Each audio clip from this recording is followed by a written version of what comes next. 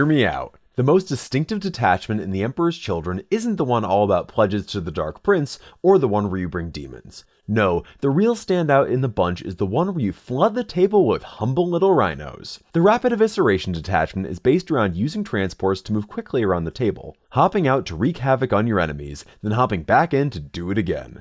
If you love painting pink plastic hypercubes, this is gonna be your detachment. We'd like to thank Games Workshop for providing us with a preview copy of these rules for review purposes.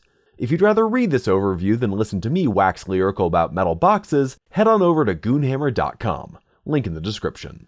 Detachment Rule: Mechanized Murder.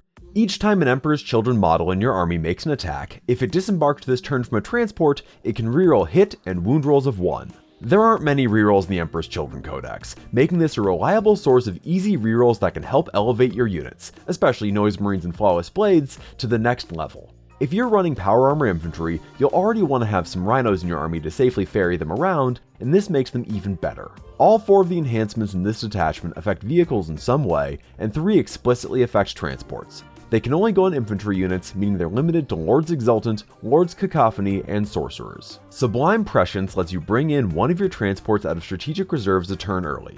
That means a round 1 reserve unit or dropping a Land Raider in your opponent's deployment zone on turn 2. It's a very good enhancement, even if you can only use it once per turn. Spearhead Striker lets the bearer's unit reroll charges on the turn they jump out of a transport, and they can't be targeted by Overwatch. This is also rather good, though not being able to put it on Flawless Blades really stings. Accomplished Tactician lets one of your nearby units reactive move after getting shot at, jumping back into a friendly transport. This is a solid way to protect your dudes, and you can pull off some really fun tricks using this and reactive disembarkation. Heretic Adept lets you blank the damage on a nearby friendly vehicle once per turn, reducing incoming damage after a single failed save to 0. It'd be better if it worked on your transport while you were in it, but you can combine this with reactive disembarkation to get out when you're getting shot, then blank an attack for a failed save. This is going to do its best work on Land Raiders and Mauler Fiends. All 6 of the stratagems in this detachment target vehicles, and most focus on transports. They're all set at 1 command point. On to the next lets one of your infantry units pile back into a transport after killing an enemy unit. This is a great way to move around and keep your dudes safe. Just charge after them with the transport so they have something to jump back into. Advance and Claim lets your tormentors sticky an objective from inside a transport. It's not a bad way to nab an objective early on without babysitting it. Dynamic Breakthrough lives up to its name, letting your vehicle move through non-vehicle and non-monster enemy models, automatically passing any desperate escape tests. Seems like a very good way to get out of a tar pit with your Mauler Fiends or Land Raiders, or just push through a screen. Ceaseless Onslaught slaps a Land Raider assault ramp on one of your rhinos after they've moved, letting a unit charge after disembarking. It doesn't work on reserves units, but it can hurl your infractors up the board and into combat. Combine this with Spearhead Striker to ensure your unit can't be shot when it climbs out. Reactive Disembarkation has a unit jump out of their transport after said transport is targeted with a shooting attack. This is huge for those times when you know your transport is going to eat it, and you'd rather protect the guys inside than try and keep the tank alive with a desperate use of the smokescreen stratagem. The extra distance can help you get to a safe hiding spot, and it'll keep your guys from being battle shocked when they get out.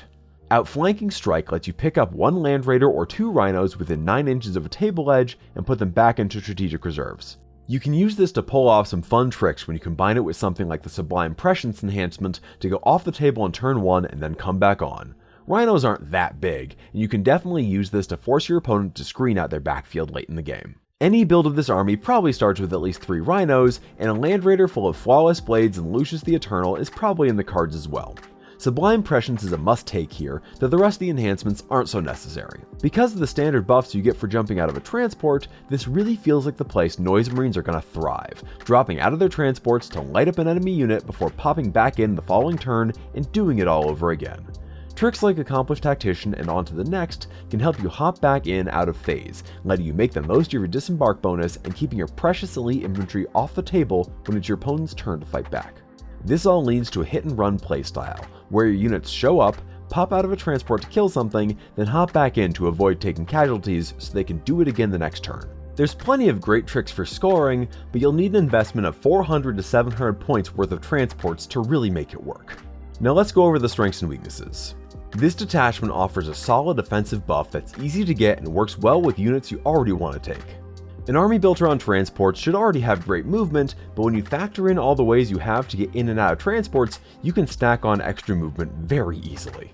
While you can't deep strike a Rhino, this detachment gives you the ability to pull them back into reserves so you can drop them back on the board, giving you the ability to zip across the table at a moment's notice.